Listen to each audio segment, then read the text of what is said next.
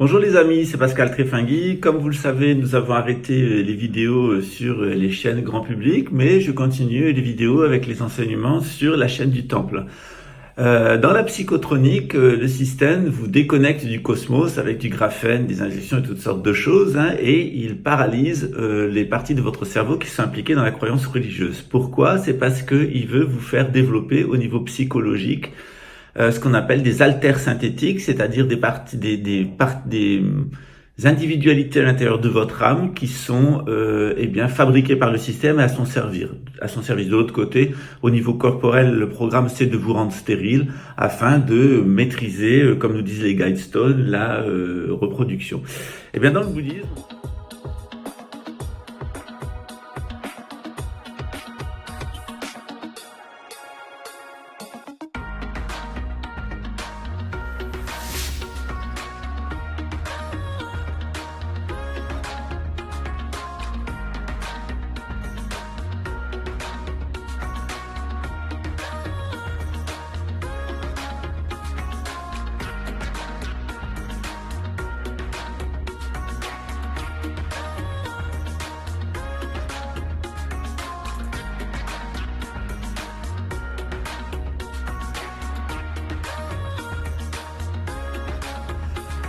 dans la psychotronique, le système vous déconnecte du cosmos avec du graphène, des injections et toutes sortes de choses, et il paralyse les parties de votre cerveau qui sont impliquées dans la croyance religieuse. Pourquoi? C'est parce qu'il veut vous faire développer au niveau psychologique ce qu'on appelle des haltères synthétiques, c'est-à-dire des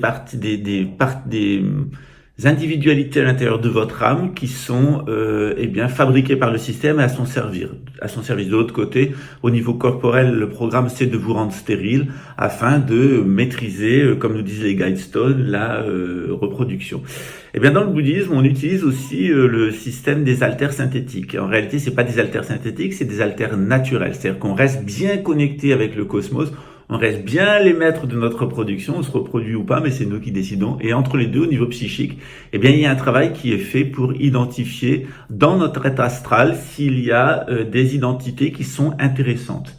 C'est ce qu'on fait avec la recherche des existences antérieures, et généralement, lorsqu'une personne est déjà intéressée par le bouddhisme et qu'elle a des capacités, on va faire son thème astral, notamment son thème des existences passées, pour voir si elle n'a pas des blocs de mémoire entiers d'enseignants bouddhistes. C'est mon cas. Moi, j'ai un bloc complet qui me vient de Patrul Rinpoche, et aujourd'hui, je vais donner sur la chaîne du Temple un enseignement en direct qui va vous permettre de comprendre comment se forme d'abord notre individualité. Qu'est-ce qu'on est naturellement dans l'hémisphère nord? Naturellement, si on est bien connecté, on est des Bouddhas. Et malheureusement, bien souvent, on se connecte pas bien, c'est-à-dire on ne suit pas les règles du nomadisme et on n'accepte pas notre spiritualité. On rentre dans des processus de sédentarité, et dans ces processus de sédentarité, on va développer des types d'égos, des égos sociaux.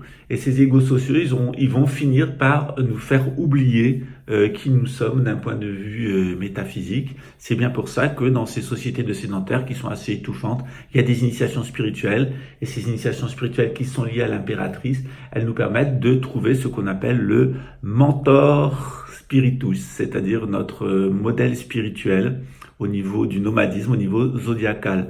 Donc bien entendu, on reste enfermé dans la cité, bien entendu, on pratique des religions, bien entendu, on a un ego social, mais de temps en temps, les maçons vont se retrouver dans une loge de maçons pour faire des exercices spirituels qui vont leur permettre de se reconnecter à leur étoile, à leur mentor spirituel, à leur étoile personnelle, à leur bonne étoile, comme on dit dans la loge, celle qui est au sommet de la voûte, puisque chacun est raccroché à une étoile.